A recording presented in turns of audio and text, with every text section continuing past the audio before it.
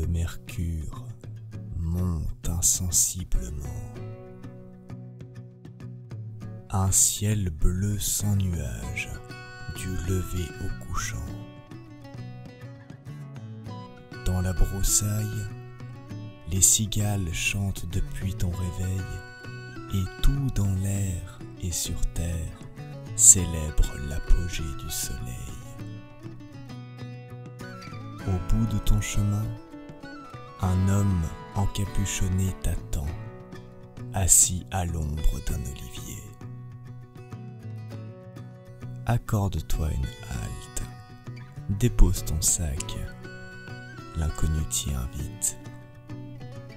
Rafraîchis-toi, voyageur, et prête l'oreille au conte du zénith.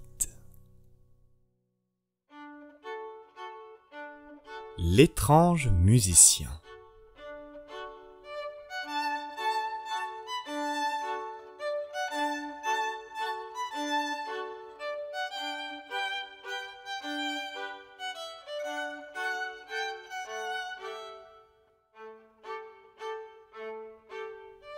Il était une fois un étrange musicien qui traversait une forêt où il n'y avait pas âme qui vive et qui laissait errer ses pensées. Quand il n'eut plus aucune chose à laquelle penser, il se dit à lui-même « Je commence à trouver le temps long dans cette forêt, et je vais me chercher un bon compagnon. » Il prit alors son violon qu'il portait dans son dos et se mit à jouer, et sa musique résonnait à travers les arbres. Peu après, un loup arriva dans sa direction, trottant entre les buissons. « Oh, voilà un loup. Ce n'est pas du tout lui que je voulais voir. » Cependant, le loup s'approcha de lui et lui dit « Oh, gentil musicien, comme tu joues bien du violon, j'aimerais bien apprendre cela, moi aussi. »« Tu auras vite fait d'apprendre, » lui répondit le musicien. « Il suffit que tu fasses tout ce que je t'ordonnerai. »« Oh, musicien, je t'obéirai comme un élève à son maître, » dit le loup. Le musicien lui ordonna de le suivre, et, quand ils eurent fait un bout de chemin ensemble, ils arrivèrent près d'un vieux chêne creux et fendu en son milieu. « Regarde, » dit le musicien, « si tu veux apprendre à jouer du violon, il faut que tu mettes tes pattes avant dans cette fente. » Le loup obéit, mais le musicien souleva vite une pierre et d'un coup, lui coinça les pattes si solidement qu'il dut rester là comme un prisonnier. « Attends ici jusqu'à ce que je revienne, » lui dit le musicien, et il poursuivit son chemin. Au bout d'un certain temps, il se dit une nouvelle fois « Je commence à trouver le temps long dans cette forêt, et je vais me chercher un autre compagnon. » Il prit son violon et se remit à jouer, emplissant la forêt de sa musique. Peu de temps après, un renard arriva en se faufilant entre les arbres. « Ah, voilà un renard. Ce n'est pas du tout lui que j'avais envie de voir, » dit le musicien. Le renard s'approcha de lui et lui dit « Oh, gentil musicien, comme tu joues bien du violon, j'aimerais bien apprendre cela, moi aussi. »« Tu auras vite fait d'apprendre, » lui répondit le musicien. « Il suffit que tu fasses tout ce que je t'ordonnerai. »« Oh, musicien, je t'obéirai comme un élève à son maître, » dit le renard. « Suis-moi, » dit le musicien. Et, quand ils eurent fait un bout de chemin ensemble, ils arrivèrent sur un sentier bordé de part et d'autre de hauts arbrisseaux. Le musicien s'arrêta, courba jusqu'au sol un noisetier qui poussait d'un côté du chemin et posa un pied sur le bout des branches, puis il courba un arbrisseau qui poussait de l'autre côté, et dit « Très bien, mon petit renard. Si tu veux apprendre quelque chose, donne-moi ta patte avant gauche. » Le renard obéit, et le musicien lui attacha la patte à l'arbre de gauche. « Mon petit renard, » poursuivit-il, « maintenant, donne-moi la patte droite. » Et il l'attacha à l'arbre de droite. Puis, après avoir vérifié que les nœuds de ses cordes étaient suffisamment serrés, il le lâcha et les arbrisseaux se redressèrent, propulsant le petit renard en l'air, si bien qu'il resta suspendu là-haut, en train de gigoter. « Attends ici jusqu'à ce que je revienne », lui dit le musicien. Et il poursuivit son chemin.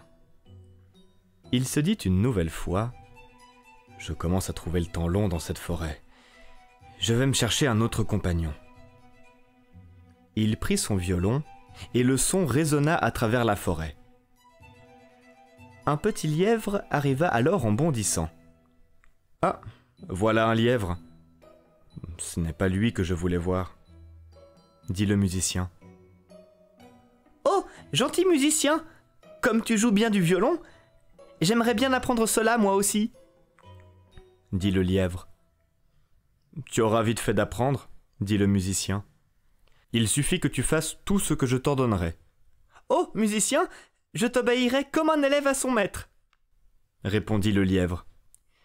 Ils firent un bout de chemin ensemble, jusqu'à ce qu'ils débouchent dans une clairière au milieu de laquelle se dressait un tremble.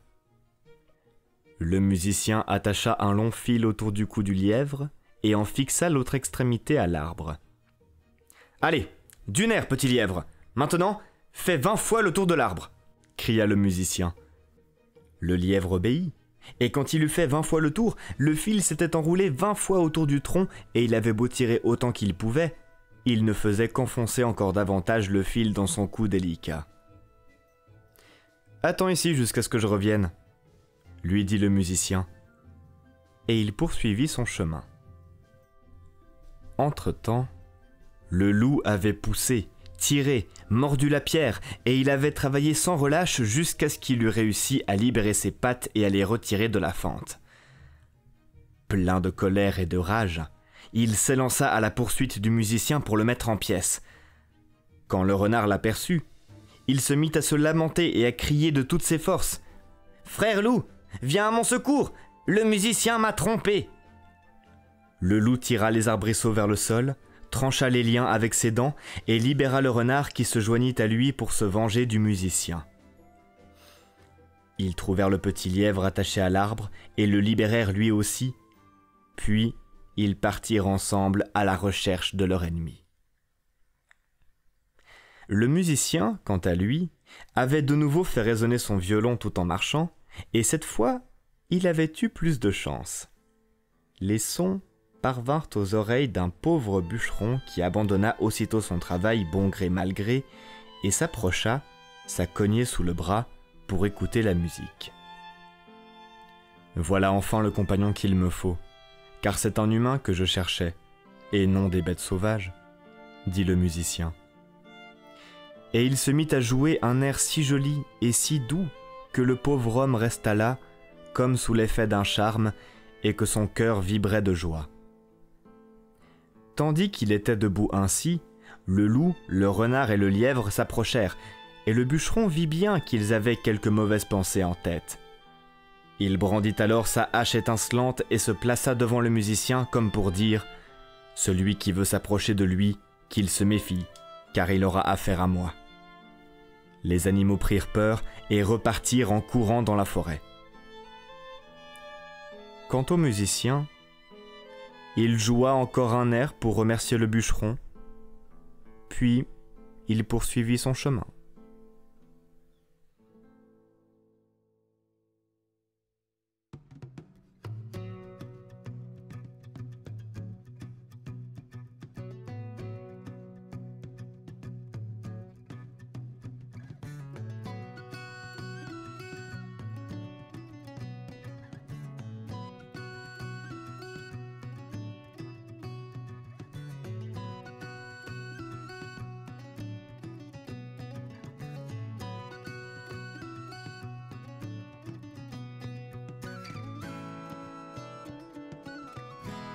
Ainsi s'achève l'histoire telle qu'on me l'a dite. Ton chemin t'attend, voyageur. Remets ton sac à dos. Et si, dans ton périple, tu as besoin de repos, viens me retrouver. Et je te dirai les contes zénith.